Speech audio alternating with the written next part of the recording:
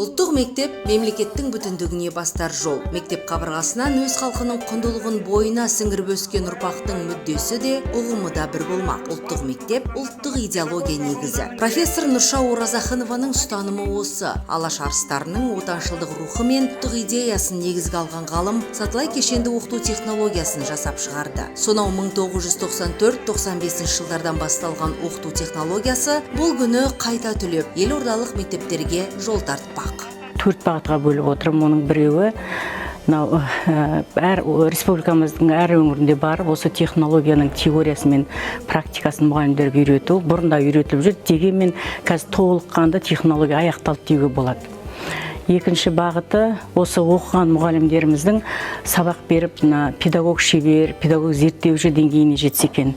Үшінші бағытым осы жасалып жатқан оқу кешендерімізді, жазылып жатқан оны арнайы бір баспалардан шығарып, сериалмен шығарып отырсақ.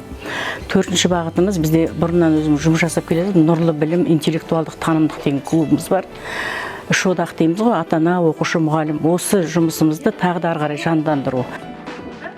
20 жылға жуық тарихы бар технологияны профессор 2013 жылы арнайы шақыртумен ел астанасына алып келді. Сол жылдан нөмірі 59-шы Аққанат, нөмірі 71-ші Мөлдір балабақшалары мен нөмірі 4-ші мектеп гимназия, нөмірі 86-ші мектеп лицейінде тәжірибелік алаңдар құрды. Сонымен қатар аталмыш технология бойынша Алматы облысы Талғар ауданында 4 мектеп, Райымбек ауданында 1 мектеп, Батыс Қазақстан облысында бірнеше мектептер білім береді. Сәйкесінше ғалым сатылай кешенді оқыту технологиясын кеңінен тарату үшін мұғалімдерді дайындаған. Енді сол ұстаздардың өзі әдіс тәсілді насихаттаушы, үйретуші мамандар.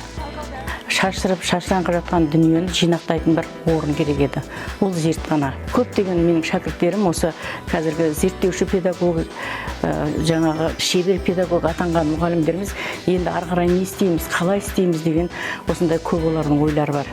Еліміздің білім саласы реформа мен өзгерістерге жиі ұшырайтыны жасырын емес. Әр жаңашыл топ аталмыш технологияны әр қилы қабылдады. Десек те, алтын кездік қап түбінде жатпайды. Пайдалы іске бастамашы болса жеткілікті.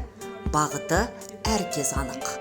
Білім беруді жаңғырту орталығының бастамасы менен осы зертхананың ашылуына мен өте қуаныштымын. Осыған байланысты әлі де алдағы жоспарларымыз жүзеге асатындығына сенімдімін.